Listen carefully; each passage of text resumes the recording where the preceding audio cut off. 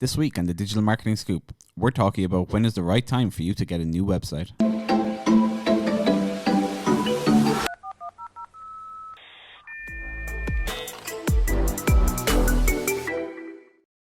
Hey everyone, welcome to this week's episode of the Digital Marketing Scoop.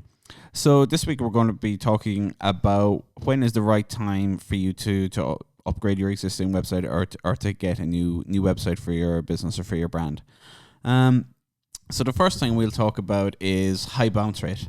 Yeah. So bounce rate basically is when someone hits your website and then they're gone. They didn't like what they saw, or it didn't load quickly, or for whatever reason they left your site. And now I suppose one thing we do encounter with people kind of using high bounce rate as a metric for developing a new website or for a website not working is that sometimes the high bounce rate can actually be a good thing. Now, just bear with me while we go through this. So if somebody is accessing a specific page on your website through a specific search term in a Google search and they hit that content, they see exactly what they want and they leave. That is going to count as a bounce rate, but you've actually given them all the information they wanted.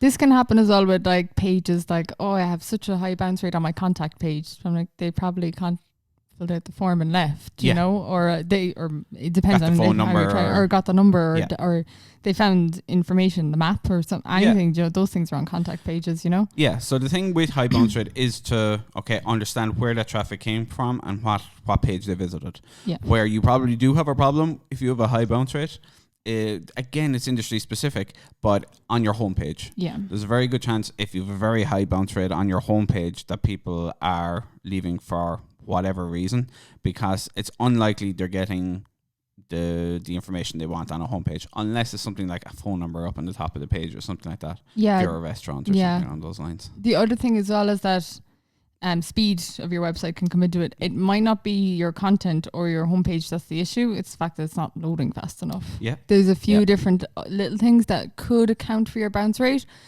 But I mean, if you have a quick enough speed score on it, you can use GT metrics and things to check that. But I think for the most part, if you have a gut feeling that people are leaving your website and you probably in your head know another reason, then it's probably that as well. Quite possibly, yeah. Yeah. So definitely, look in your Google Analytics, have a look at your bounce rate.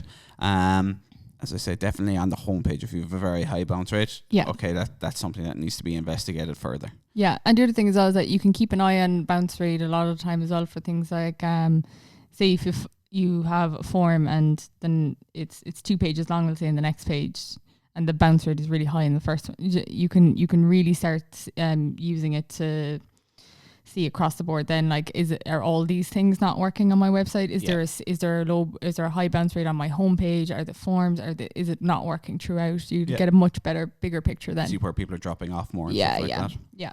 I suppose the second thing we kind of put down here is site speed, and that does come into bounce rate as well. But I mean, everybody knows from experience, if you're waiting on a site to load, then your chances are you're just going to leave. Yeah. Now, with site speed, is that a reason for a new website? And the answer is it depends. Yeah.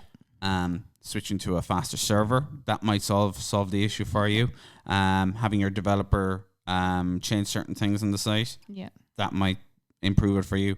Optimizing imagery, there's loads of different things. Sometimes though it can be you need to redevelop your site. Yeah, and it depends as well what industry you're in. I mean, if you're B2B, it's probably not, or if most of your traffic is coming through on desktop, might not be your biggest problem. But if you're an e-commerce site, it is one of your biggest problems. Yeah. And that kind of brings us on to the next one is if your website doesn't function properly on mobile. If it doesn't, that is your immediate red flag for a new website. Yeah. At this point. Look in your Google Analytics. There's a good chance 60, 70, 80% of your traffic is going to be on mobile. Yeah. So if your site is not working correctly on mobile, then that is definitely probably number one reasons actually really to start looking at a new website. Yeah, and a lot of B2Bs will find that actually most of their traffic is coming through from desktop, and that would be like particularly for like a lot of industries would have that really. But the thing is that it still has to be mobile optimized. Yeah. Just even if it's a smaller fraction of your audience coming through from those devices, Google is still saying mobile first. Yeah. So it's going to affect your rankings. It's going to have. It's going to impact you either way. Yeah. Yeah. Absolutely. So next thing is if your website is difficult to navigate. And again, this is something you may or may not need a whole new website for, but it is key to the user experience on your site. Yeah. If it's badly structured, you're going to have problems. I think a good thing to do actually is do like those tests, you know, where you sit a few people down and go, just find this. Don't give them any help. Don't if they say, where do I click it? Say nothing to them. Just tell them to go to the homepage and buy something, or go to the cart, or find whatever you want them to see. And if they're struggling, you have a problem. Yeah. Yeah. And if you do it 3 or 4 times with different people and they're all having the same problem, you have a problem. Absolutely. Yeah. And so that's either, look, it could be a whole new website or just restructuring the existing one. So there's 2 ways you can go with that. If it's just that the navigation is the main issue, then maybe just a restructuring of your existing content and your menu structure might solve the problem for you. Yeah, a little mistake people make though sometimes with this is that they assume that everyone is automatically navigating from the homepage to wherever. Yeah. But actually, they could have landed on a different page of your website. So you want to be sure that they can also navigate from there back to home and back around the website again. So just keep in mind that there's possibly different entry points. Yep. And for people to be able to flow from there as well as from the homepage. Yeah. Absolutely. Yeah. And so the next one we're going to talk about is it doesn't match your brand. So if you spent all this money, you know, cultivating a particular brand or brand messaging, and you have that in your offline world, but then somebody goes and they visit your website online and it looks nothing like it. It almost feels like it's a different business. Yeah. Then that is 100% time for a new website. Yeah, it's a big. Is people kind of think of brand as a wishy-washy thing, like, but like you could have 2 pairs of black shoes, and what are you going to pay more for, the plain one or the tick on it? You know. Yeah.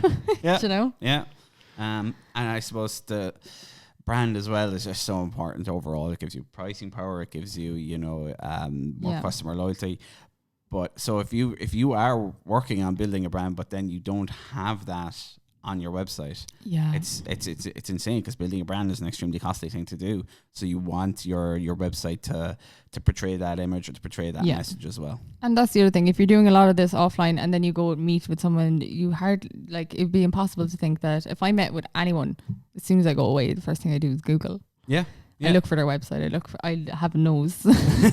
There's no denying it. I have a nose. So I immediately see straight away if things aren't matching up, I'm like, what's going on here? Unless they've come to us to fix it. Yeah. And the next one of our favorites, if it's not converting.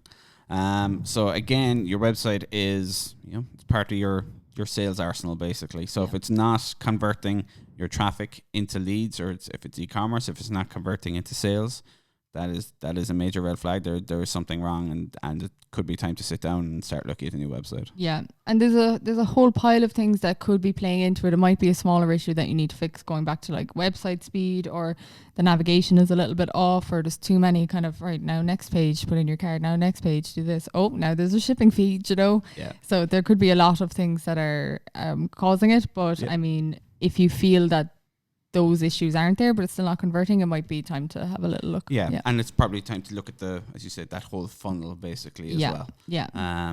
Which is obviously a huge factor. And are there points during the funnel where people have added the product to cart, but on the next step then they're dropping off again? Yeah.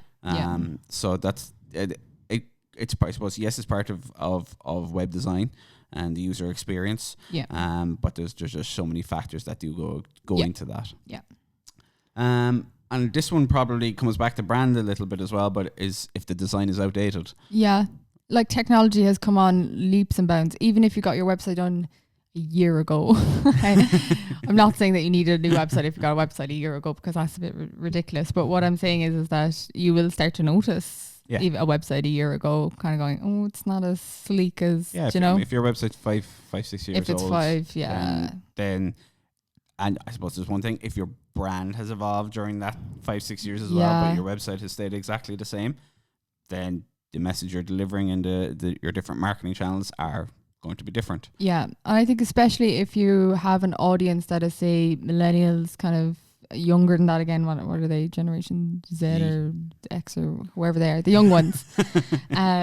If they were your target audience and they're going to a website that's 5 or 6 years old, they won't use it. They won't use it as good as a new one. And the other factor, I suppose, is credibility. So when you do you have your SSL cert set up, for example, on all that? Is when somebody hits your website, do you look credible, whether that's in your particular industry or towards your customers? That's a huge part, and again, that may come down to a redesign of your site to make sure that you do look credible. Yeah, I mean, this can go from one extreme to the other. I mean, you could just have a bad design and it doesn't make you look credible. If your website is kind of older, hasn't been kept up to date and stuff, you can have so many issues. I mean, I was using a service the other day and I went searching for it, and when I found it, I went onto their website, and next thing it was like bombarding me with like, congratulations, you've just won millions. Malware. And I was Lovely. like, oh great, now they have a malware problem, you know. But I popped them an email. I was like, look, you have a malware problem here, you might want to get it fixed. But like, that is like the ultimate end of not credible, you know. And there's so many. And it's amazing how common it is. It's so common, because I was surprised when I saw it. I was like, oh, because I'm definitely on the right website. Do you know what I mean? Be looking like, Joe, is there a Nigerian prince coming to like Joe ask me for my email and give me millions? But no, but yeah, no, there's a whole kind of range of things. But like, if it's not matching your brand, it's also probably not credible because you're not portraying the same message then either as well. I suppose another thing is, are you getting feedback from your customers, feedback from your clients? What are they saying about your website? Because if they're coming along saying, look, if they're picking up the phone and ordering off you, look, I was on your website, I tried to do this, I couldn't do it. All that kind of feedback, especially over time, you're always going to get the odd one, but if you're getting stuff like that regularly, then there's definitely an issue. There. Oh, that's probably one of the biggest red flags. If someone hasn't said to you in a while, Joe, actually, see, that's the thing. A lot of people don't give good feedback when they've had a good experience, but like occasionally people will. If people have said to you, oh, that was grand and easy, it was perfect. Yeah, no, I got through to you there on your website. Those take those little things as it's working. If people are picking up the phone and trying to work it that way, that's because for me it's a last resort. I have to talk to someone. I have to talk to someone. So look, that's basically a huge number of factors that may play a part in whether you should decide to get a new website or not. Obviously, look, the major ones for me is it running fast? Is it mobile friendly? Are your customers having a good experience? As you say, sit down, ask them. Get them to try and use the different search features and the cart checking out, all that kind of stuff. So that has been this week's episode of the Digital Marketing Scoop.